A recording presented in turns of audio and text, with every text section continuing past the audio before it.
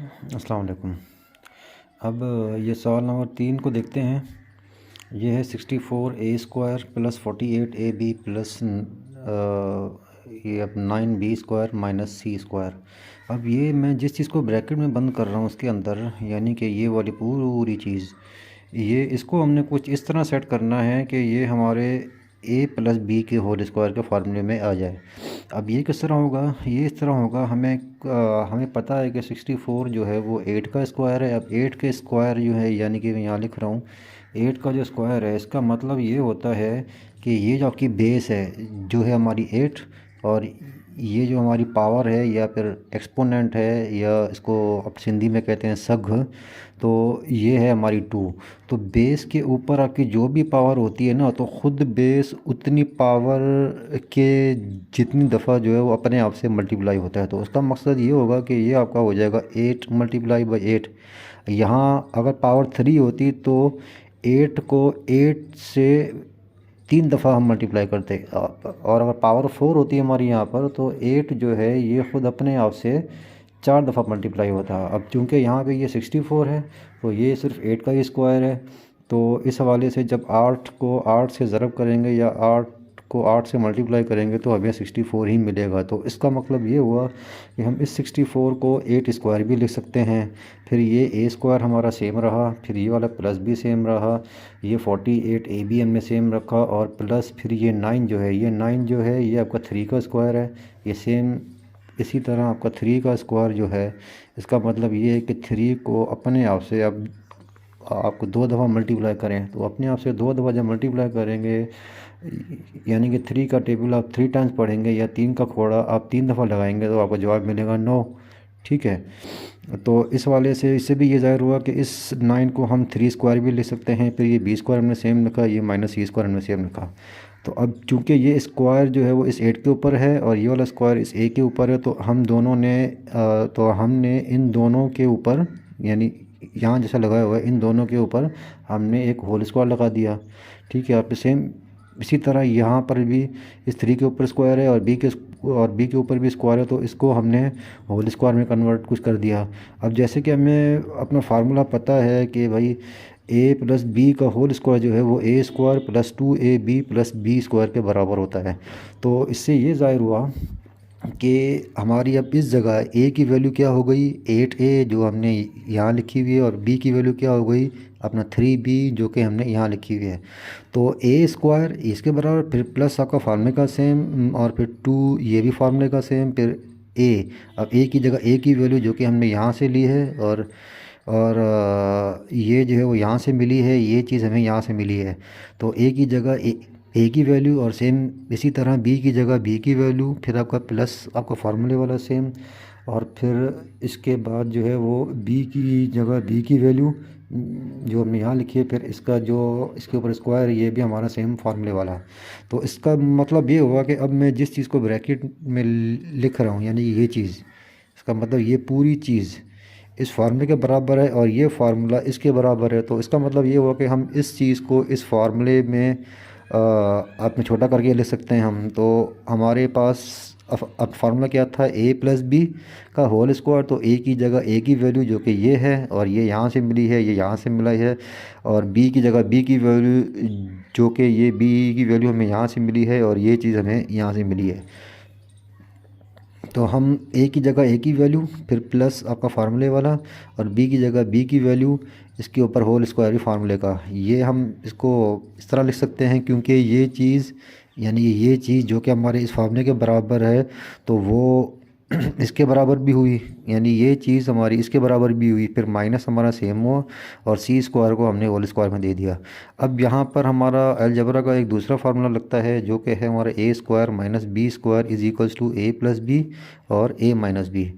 तो इससे ये ज़ाहिर हुआ कि अब a की जगह a की वैल्यू, अब यानी कि ये पूरी, यानी 8a प्लस 3b जो मैंने यहाँ लिखी हुई है, ये हमारी मतलब ये हमारा a बन जाएगा, और माइनस ये फार्मूले वाला, और c का स्क्वायर, यानी कि अब c जो है वो हमारी b की वैल्यू बन जाएगी।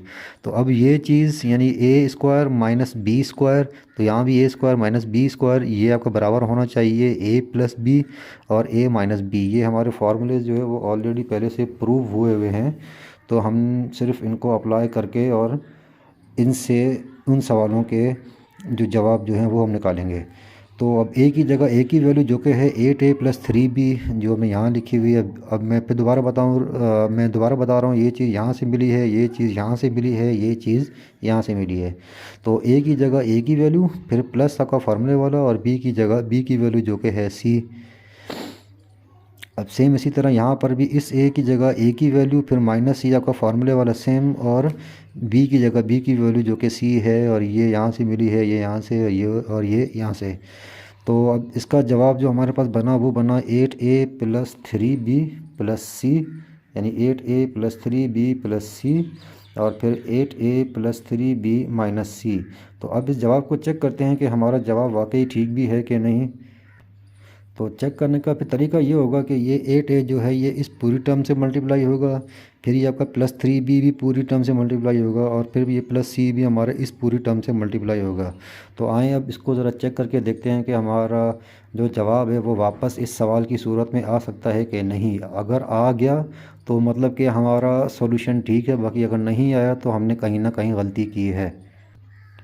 तो अब इसको चेक करते हैं। तो ये अपना हमारा सवाल कुछ ये था, और इसका जो आंसर था वो हमारा था ये। तो जैसा कि मैंने पहले ही कहा कि आंसर चेक करने का तरीका ये होगा कि ये जो 8a है ये इस पूरी टर्म से मल्टीप्लाई होगा, जो कि मैंने यहाँ लिख दिया है। फिर ये वाला +3b जो है ये भी इस पूरी टर्म से मल्टीप्लाई होगा। फिर ये वाला +c जो है ये भी इस पूरी टर्म से मल्टीप्लाई होगा। तो इनको मल्टीप्लाई करके देखते हैं। अब मल्टीप्लिकेशन का रूल अलजबरा में ये है, जो आपके कोफिशेंट्स हैं यानी कि अददी मुंडे जो हैं ये आपस में मल्टीप्लाई होंगे, और आपके जो वेरिएबल्स हैं या जिनको हम सिंधी में कहते हैं कि यहाँ मैं यहाँ लिख देता हूँ बदल जिंदड़, ठीक है। तो ये आपस में ज़रब होंगे यानी मल्टीप्लाई होंगे। तो अब इस 8 को जब 8 से मल्टीप्लाई कुछ करेंगे, तो इस 8 को जब इस 8 से मल्टीप्लाई करेंगे तो 8 का टेबल 8 टाइम्स जब हम लगाएंगे तो हमें जवाब मिलेगा 64। और फिर ये वाला a जो है इस a से मल्टीप्लाई होगा, तो इन दोनों की बेस सेम है। इन दोनों की बेस सेम होने की वजह से जो है इनकी पावर्स जो है वो आपस में ऐड हो जाएंगी। तो इसकी पावर 1 है और इस a की भी पावर 1 है, तो इनको ऐड करेंगे यानी 1 + 1, तो a के ऊपर पावर बन जाएगी 2, यानी 1 + 1 = 2। फिर यहाँ प्लस है, यहाँ प्लस साइन प्लस की आई हमारी, ठीक है। और फिर ये 8a अब इस 3b से मल्टीप्लाई होगा, तो 8 को हमें 3 से मल्टीप्लाई करना है। तो 8 को जब हम 3 से मल्टीप्लाई करेंगे तो हमारा जवाब आएगा 24। और फिर a और b भी आपस में मल्टीप्लाई हो रहे हैं, तो ये हम सिंपल इस तरह लिख देंगे। अगर इनकी बेस यानी बुनियाद सेम होती तो इनकी पावर्स ऐड हो जाती, हाँ, लेकिन बेस जो है वो सेम नहीं है, तो ये जस्ट a और b इस तरह आपस में कुछ ज़रब की सूरत में लिखे जाएंगे। फिर यहाँ साइन प्लस की है, यहाँ माइनस की है, तो यहाँ माइनस आएगा हमारा। फिर यही 8a जो है वो इस c से मल्टीप्लाई होगा, तो अब इस c का कोफिशिएंट जो है यानी कि अददी मुंडा जो है वो है 1। अब यहाँ मतलब कुछ लिखा नहीं है तो उसका मतलब 1 है, तो वो वाला 1 इस 8 से मल्टीप्लाई करेंगे तो हमें आंसर मिलेगा 8। फिर ये a और c आपस में मल्टीप्लाई होंगे तो आंसर मिलेगा AC, ठीक है। अब यहाँ चलते हैं, यहाँ भी प्लस है, यहाँ प्लस है, तो साइन हमारी प्लस की आएगी। फिर यही 3 इस 8 से मल्टीप्लाई होगा, हमारा जवाब आएगा 24। फिर ये b और a आपस में मल्टीप्लाई हो रहे हैं, तो हम इसको AB भी लिख सकते हैं हम इसको। फिर यहाँ प्लस, तो साइन हमारी प्लस की आएगी, ठीक। तो साइन प्लस की यहाँ में लगा दी। फिर ये 3 जो है ये इस 3 से मल्टीप्लाई होगा, इसको इन दोनों को जब मल्टीप्लाई करेंगे तो हमें आंसर मिलेगा अब 9, यानी कि ज़रब करेंगे तो हमें जवाब मिलेगा 9। फिर ये b और ये b, अब यहाँ भी वही है कि आपका बेस यानी कि बुनियाद ये हमारी सेम है, तो इन दोनों की पावर्स या इन दोनों की सग जो है ये आपस में ऐड हो जाएगी यानी जोड़ हो जाएगी। तो इसकी भी सग 1 है और इसकी भी सग 1 है, तो ये वाला 1 प्लस ये वाला 1, तो हमारे पास ये 2 के बराबर हो जाएगा, यानी बेस सेम रहेगी लेकिन इसकी पावर 2 हो जाएगी। अब क्या है, अब यहाँ प्लस है और यहाँ माइनस है, तो साइन आएगी हमारी कुछ माइनस। तो साइन माइनस की आने के बाद फिर ये 3 भी जो है वो ये इस सी से मल्टीप्लाई होगा, तो यानी कि ये 3 आपका सेम हो जाएगा क्योंकि इसका कोफिशिएंट 1 है और इसका कोफिशिएंट 3 है, तो ये आपका 3 आपका मल्टीप्लाई होगा 1 से, तो उसका जवाब आएगा हमारे पास 3। फिर ये बी और सी आपस में मल्टीप्लाई होंगे तो ये बन जाएगा बी सी। फिर ये प्लस, यहाँ प्लस साइन प्लस की आएगी हमारे पास, ठीक। फिर ये 8 और यहाँ 1, तो 8 को जब आप 1 से मल्टीप्लाई करेंगे तो आंसर आएगा 8। फिर सी और ए को आपस में मल्टीप्लाई करेंगे तो आंसर आएगा ए सी। फिर यहाँ प्लस साइन प्लस की आएगी। फिर ये 3 और मल्टीप्लाई बाय 1 आंसर आएगा 3, और सी और बी आपस में मल्टीप्लाई होंगे तो आंसर आएगा बी सी। अब यहाँ प्लस है, यहाँ माइनस है, साइन माइनस की आएगी हमारी, ठीक। और फिर ये भी सी है, ये भी सी है, यानी कि इन दोनों की बेस सेम है या बुनियाद सेम है, तो इन दोनों की पावर्स जो हैं या एक्सपोनेंट्स जो हैं या सग जो है ये आपस में ऐड हो जाएगी, तो इसकी भी सग या फिर आप ये समझिए पावर 1 है और इसकी भी पावर 1 है, तो 1 + 1 ये कितना हो जाएगा 2, यानी कि सी के ऊपर स्क्वायर। अब हम देख रहे हैं यहाँ पर कि ये वाली एक टर्म है जो कि है -8ac में, और ये वाली टर्म है +8ac में, तो ये दोनों कैंसिल हो जाएंगी हमारी, ठीक।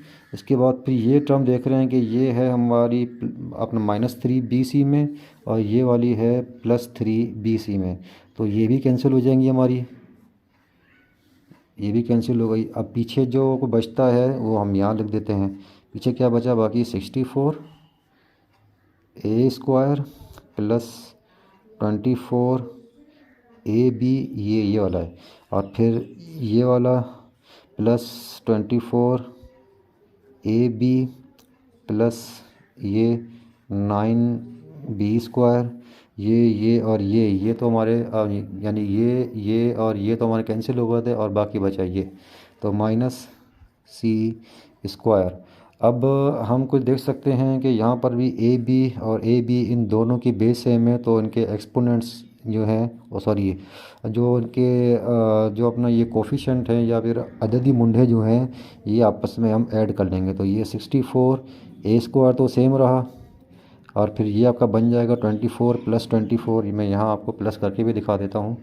24 + 24 जब इनको ऐड करेंगे तो ये 4 और 4 8 बन जाएंगे, 2 और 2 4 बन जाएंगे, तो यानी कि ये हमारा हो जाएगा 48 ab फिर +9b² और फिर -c²। अब आप देख सकते हैं कि ये हमारा जो हमने जो जवाब निकाला था ये वापस उसी सवाल की सूरत में आ गया जो हमने यहाँ लिखा है, तो इसका मतलब ये हुआ कि ये हमारा आंसर बिल्कुल ठीक है। तो हमें किसी से पूछने की ज़रूरत भी नहीं है क्योंकि हमने ख़ुद अपने ही जवाब को चेक कर लिया है। चेक इस तरह किया था कि हमारे जो भी फैक्टर्स या जो भी जुज़े इसके निकले थे उनको आपस में ज़रब किया था हमने, और वापस हमारा जवाब सवाल की सूरत में आ चुका था।